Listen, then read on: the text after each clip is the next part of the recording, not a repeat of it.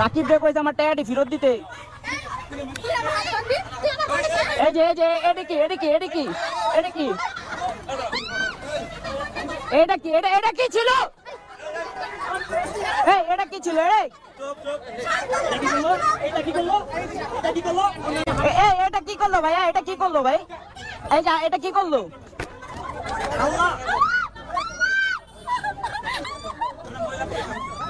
এখন কি করবেন আপনারা? এই যে দেখছেন নানা গায়ে হাত দিয়ে দিছে। এখন একটা সেনজি নেন, একটা সেনজি নেন। এই জায়গায় থাকবোই না, একটা সেনজি নেন। কালকে ওখানে আমি যা ডিবিতে আমি মামলা দিতে আসছি, সমস্যা নেই।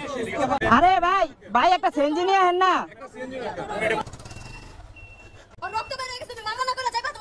না না আমি তো মামলা না করে যাও না। ওরা দেন আমার ভাই ইমার্জেন্সিতে কে আছে দোতলায়?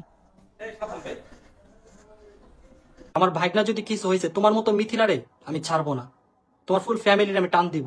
আমার ভাইগনার কিছু হোক, আমাদের ফুল ফ্যামিলির মধ্যে একটা গ্যাঞ্জাম লাগাই দিচ্ছে মিথিলা। আপুর কাছে যা বলে আমি আপুর নামে এটা বলছি, আমার কাছে এসে বলে আপুর নামে। তো যাই হোক, আমার এতটুকুই বলার ছিল আপনাদের, যে আপনারা আন্তাজে কাউকে শুধু শুধু ব্লেম করেন না, আগে সত্যিটা জানুন। আর ওরা ছোট মানুষ, ওরা যে ভুলগুলো করছে এটা আমি বুঝতে পারছি যে এটা ওরা উল্টাপাল্টা ওদের আশেপাশ থেকে কেউ দিচ্ছে, বিশেষ করে ইয়াসিনের কারণে এটা খুব খারাপ ভাবে দিচ্ছে। নাহলে সেই যে ইয়াসিন আমার কথা মতো নড়ে না, সেই ইয়াসিন আজকে আমাকে নিয়ে আজে বাজে পোজ দিচ্ছে। সমস্যা নাই, তুমি ইয়াসিনকে দিয়ে যা করাচ্ছ করাও। ইয়াসিন যদি খারাপ থাকে তাহলে তুমিও খারাপ থাকবা, ইয়াসিন যদি ভালো থাকে তাহলে তুমিও ভালো থাকবা। আমি যদি আপনারা যেসব থিঙ্কিং করেন যে আমি স্বার্থপর বা কিছু, আমি যদি স্বার্থপর হইতাম তাহলে আমি সবার ইউটিউব চ্যানেল কেন খুলবা, সবার ইউটিউব চ্যানেল আমি কেন রান করবো? এই ঘটনার পর আমার বড় ভাই ওকে ফোন দিছে, বুঝাইতে চাইছে। তো ইয়াসিন ভাইয়াকে বলছে আমি যদি অন্তরাকে ডিভোর্স দেই বা ছেড়ে দেই তাহলে ইয়াসিন মিথিলা আসলে আমাদের সাথে ব্লক করবে। এটা কি কখনো হয়? তোমার ওয়াইফ তো তোমার টাকার লোভে আসছে, এটা এটা তুমি মানো আর না মানো, তোমার ওয়াইফ তোমার টাকার লোভে আসছে।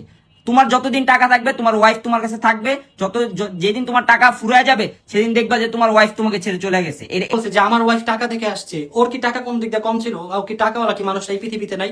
তাহলে ও আমারে কেন বিয়ে করছে? আমার কি আছে ভাই?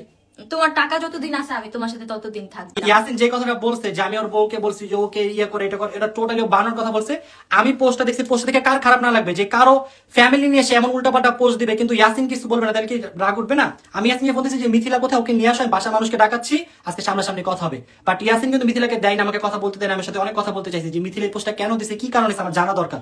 বাট সে আমাকে মিথিলার সাথে কথা বলতে দিবেই না, সেও আসে নাই, বাসায়ও নিয়ে আসে সে কিন্তু আসে নাই, ফ্যামিলি মেম্বার পরে আমি ডাকাটা কি করবো? রাকিব যে ইয়াসিন মিথিলাকে ডাক দিয়ে নিয়ে আসছে, ইয়াসিন কি করলো, মানে কথা না শেষ হইতে বললো কি এই মিথিলা তুমি বাসায়, তুমি রুমে যাও, তুমি এখান থেকে যাও, ভিতরে যাও, ওর ভিতরে পাঠাও। ওকে রুমের মধ্যে পাঠাও। আমি আর কিছু বলি না, বলি থাক, ওদের মতো আছে, আমি আমার মতো চলে আসি। আর সবচেয়ে বড় কথা হচ্ছে ওরা যে বিয়ে করছে, ওরা না বলে আগে আলাদাভাবে বিয়ে করে নিচ্ছে।